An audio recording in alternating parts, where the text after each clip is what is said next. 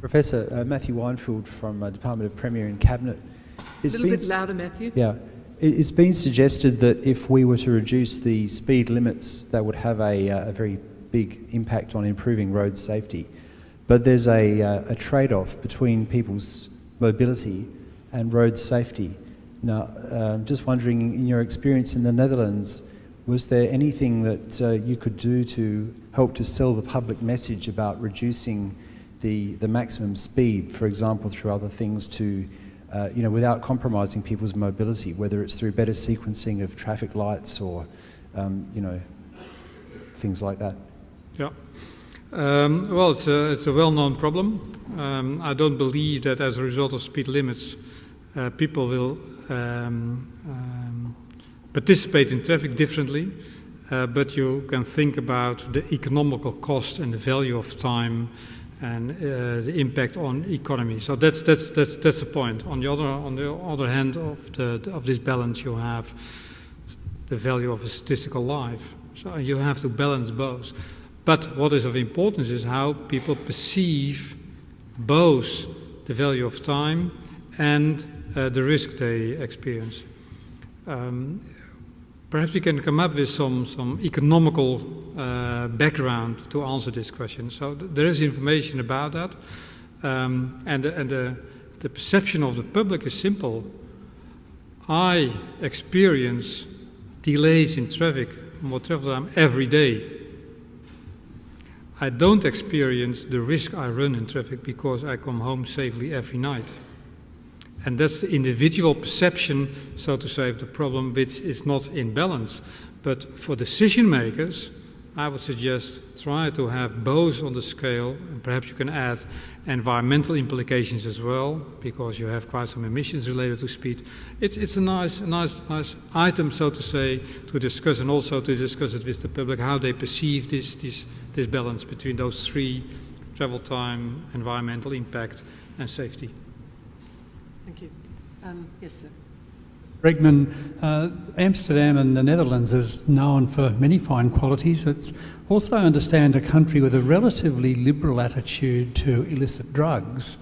There's certainly a lot of growing concern that illicit drugs may be replacing alcohol as a significant problem of impairment of drivers on our roads. I wondered if you could comment on the situation in the Netherlands and your own view on that. Sorry, I'm Ross Vining from Forensic Science. It's a misunderstanding that we live in a liberal society when it comes to hard drugs. It's not at all liberal or permissive. We do know that the combination of drugs, especially hard drugs or party drugs or whatever you call that, and alcohol is extremely dangerous. Very high risks are associated with that, and that means that we, from the road safety perspective, are very much against the combination of drugs and alcohol in traffic. When it comes to marijuana, then the situation is different. And luckily enough, from a safety perspective, the risk associated with marijuana and driving are not that high as the other drugs I was mentioning. But for me, it's simple. All substances impairing drivers should not be tolerated in traffic. Thank you. Professor Wegman, thank you for a most enlightening presentation. Ian McLennan, Adelaide. When mentioning the paradigm shift in the way of thinking, one thought sprang to mind, and that's country drivers and city drivers are very different beasts. In the country, they are seeking a more liberal view to speeding and opening up the speed, such as with the Deutsche Autobahn. But what's your views, with the views of that, on speed on open roads, particularly in the country?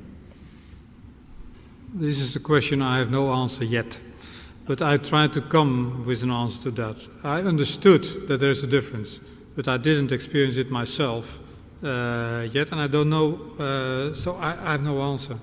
But give me some time and I'll try to give one.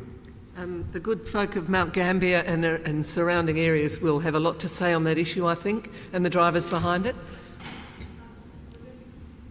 Just try it again, Rebecca. Done.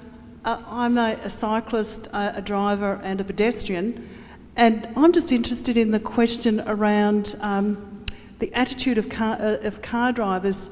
It just strikes me, and the road as a community, when we're driving, it's often felt that the car always gets priority, and there's a disregard for pedestrians. We can see it out in North Terrace if we're crossing the road at, say, Kintore Avenue, cars turning left, the total disregard for pedestrians. And as a cyclist, it's very difficult. So it's more that shift to saying, hey, we're all this together. And also on like main roads like Brighton Road, there's now no pedestrians around. It's just cars. So I guess my question is around the community along the road. Any comments on that? Yeah, I'm afraid that after 1 week I cannot answer your question. But I learned that your society has some important view on the car in this society and how to deal with that car. So I certainly come back to that. And what is the attitude of citizens, communities on this item? And yeah, not the first minute, but the second minute they started to talk about this to me when I arrived in this country. Just to say that if any of you have any fantastic ideas, doable ideas about ways to engage with various of your communities in this time, we're really open to hearing suggestions about that. We may not be able to do all of them, but we do think this is a subject that the broad population is going to be interested in, and we want to make sure that we make the most of that. So thank you for that question. I can't see any other. Yes, there's another hand down there. Denise? One more. Oh, thank you. Just here, sir. Could you put up your hand so she can find you? Great. Oh, she found you. Now, is that working? Yep, good. I've had a long interest in the strict liability legislation that you have in the strict liability legislation that you have in some countries in Europe.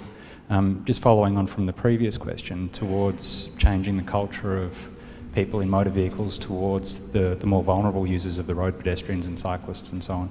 How effective has that been in changing the culture in the Netherlands, for example? In some countries you have holy cows. Our holy cow is not the car but the bicycle. That means that they have more rights than other citizens in the country, at least that's what they believe.